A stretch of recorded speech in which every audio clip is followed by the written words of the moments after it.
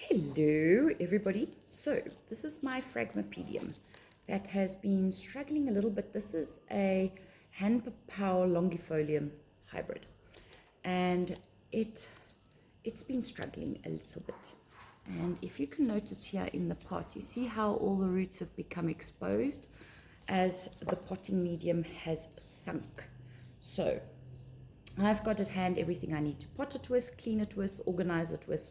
So let's take it out and see. It was soaked this morning, so it should come out fairly easily. Now, Phragmapediums are terrestrial orchids, and they like having their roots in a very solid mix. This guy has got an awful lot of gravel and sand, and there you can see all the roots, and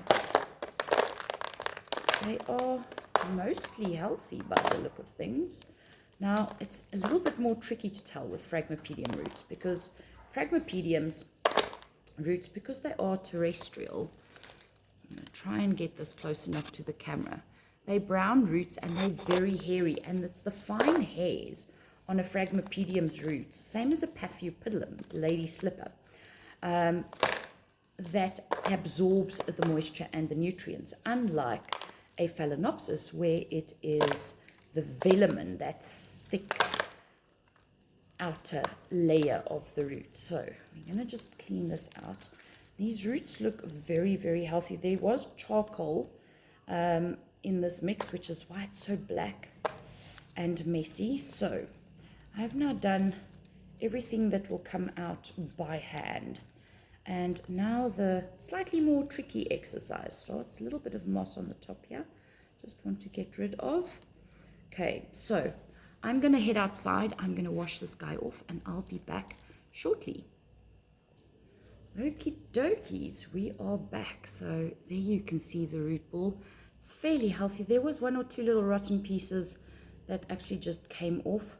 But much like other orchid roots, you can feel whether they are rotten, so they will be very soft and squishy if they are. So the first thing we're going to do is my sterilized scissors, and I just want to cut away some of this old fan that has died back.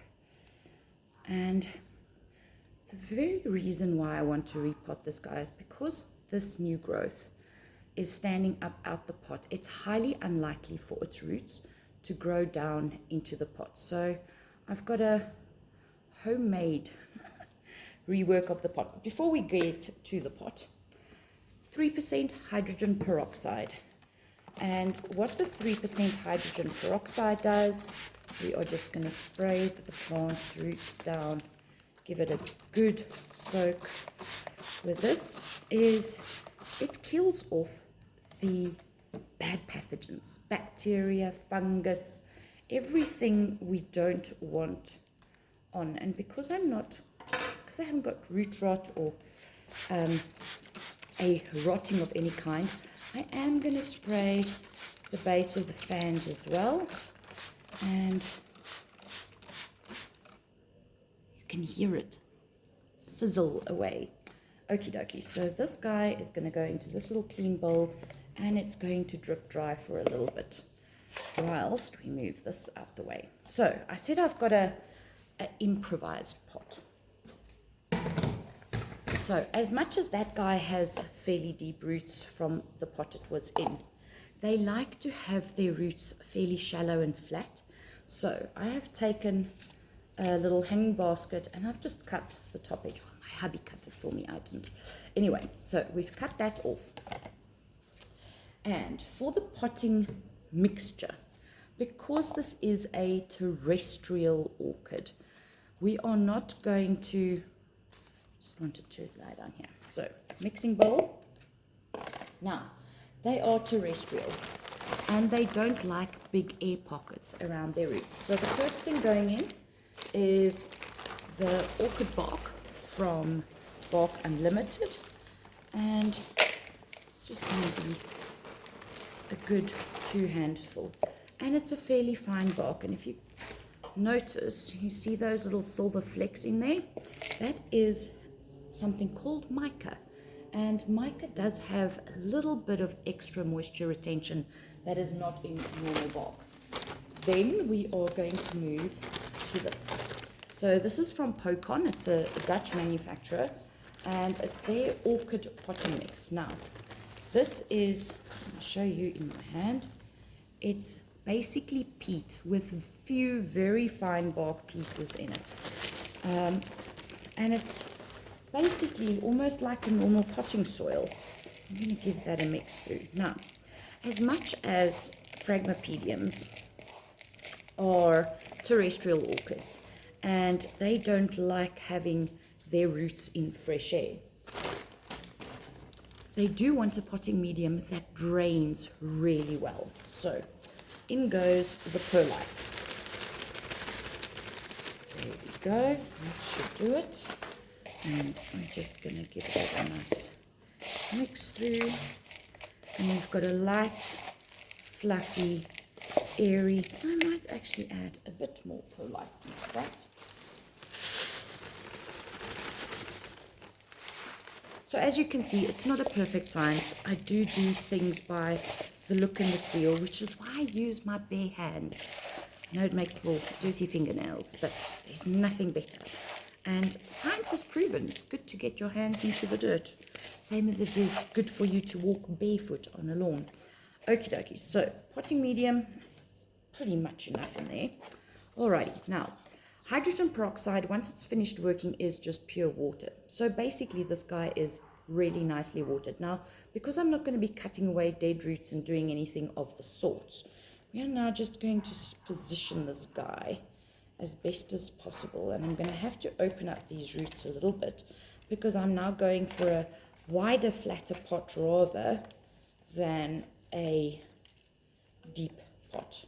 And it's something over the years that I've started to notice that my orchids do seem to be happier if they are in shallower pots. And that is because of a lot of the orchids that are epiphytic and lithophytic. They just really like to have, well, their roots don't by nature grow into deep pots. So a flatter, wider pot is often much better for your orchids. Now, I am manhandling these roots quite a bit to get it in there. All right, so I have got a new growth here and a new growth on this side here. So one here and one here. So I'm actually potting this guy up in the middle of the pot so that it doesn't matter which way it grows in future, it's going to have space to grow. Now this pot should last it a good 2 to 3 years. I do like repotting my orchids every second year or so, simply to give them fresh medium. So the majority of the roots are now in this nice peaty mixture. And as you guys know, I really dislike what happens to perlite as it starts discoloring over time. And I am going to need a little bit more potting medium, so I'll mix up a little bit more. I will be back with this when it's done in 2 seconds. Okie dokies, I'm back. Alrighty, so now it's got its rhizome. Oopsie. When the plants touch the screen. You saw my kitchen. Anywho, so the entire rhizome of the plant is now inside and in contact with the medium. And that is so that the roots find their way directly into the medium without any hassle. As you can see, I've got a layer of bark on the top. And that is, as I said, that is just purely for me from a cosmetic perspective. I dislike seeing the perlite go from white to a yellowy, creamy color. Right? It starts degrading along with the potting medium because all the tannins from the bark and the soil actually stain the perlite. Okay, so slow release fertilizer. We are in the beginning of springtime, so it's getting its new little dose of slow release fertilizer. It's about half a teaspoonful in this cap. And as you'll notice, I'm just sprinkling it around the top of the potting medium, and I'm not tapping it in.